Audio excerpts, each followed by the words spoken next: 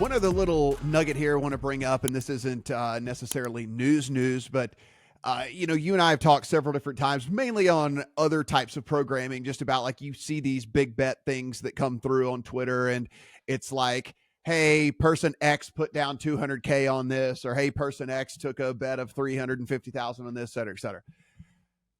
We don't know where that money is coming from. That does not mean the person is a good sports bettor. That does not mean the person even does sports betting for a living. It could be a hedge fund guy who just, that's toy money and whatever it is, what it is. But one of the things that has come through here recently, and I thought is fairly interesting, and I don't know if it's because, hey, it's great promotion. Hey, they're so cash flush, it doesn't matter whatsoever. Or, hey, let's try and make as much money as we can because we don't know how long this may last, considering, it's been turned off on us before.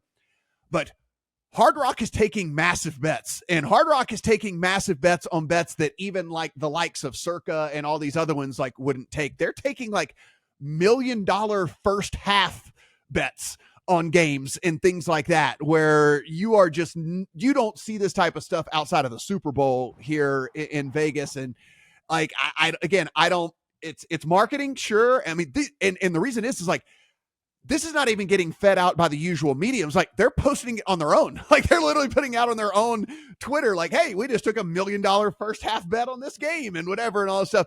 So it's just an interesting kind of difference here. What we're seeing going on over there. One, I guess only game in town. Two, it is kind of free publicity because everyone starts retweeting it and talking about it and all that. And I don't know, maybe that does draw some people to get on a plane and even head to Florida when it's all said and done, because that is the type of action you can't get down, like I said, outside of just a super major event pretty much anywhere else in the country.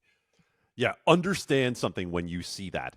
That is not the kind of money that any known sharp sports bettor is able to wager in the regulated market anywhere. Frankly, they're probably not able to get that down offshore either if there's someone who is known as either a sharp person, a sharp group, a known bettor, whatever the case might be. That is not the type of bet that gets accepted anywhere. So maybe it's marketing, as you said. Maybe it's big casino players who are coming over and wanting to place some bets on sports. I mean, one of those 7-figure bets was on a parlay.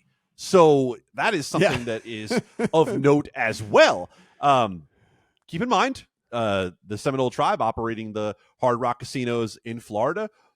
We don't know a lot about what the tribal approach to sports betting will be. Right. And I'm not saying that we speak for tribes as a monolith. This is just the Seminole approach to doing it. This is just the Hard Rock approach to doing it. But it is interesting to see that they are willing to take on this kind of risk. And maybe, as you said, Matt, maybe they see it as PR. Maybe they see it as a way to get the name out. But what is notable to me is that they have no competition.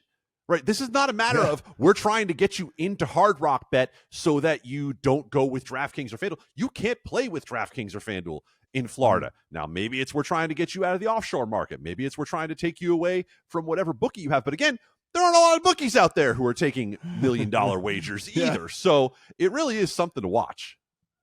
Yeah, it was interesting. I came to the conclusion that it was advertising for people to like, hey, if you want to come to Florida, like, we'll take your action. I mean, it's like, if you're that rich anyway, get on your jet from New York or get on your jet from LA or whatever it is, and you can come out and we'll take it. I mean, like that's where I kind of ended up with it all. But it'll be interesting to see, like, as this progresses, because man, that was the first thing. I'm like, you know what? Okay, $1 million. It was like, whoa, that's a first half bet. Wait a minute, that is a $1 million first half bet. Like, what is going on here?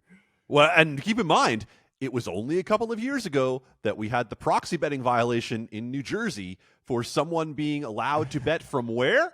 From Florida, to be able to get major bets down in New Jersey that turned out to be a problem.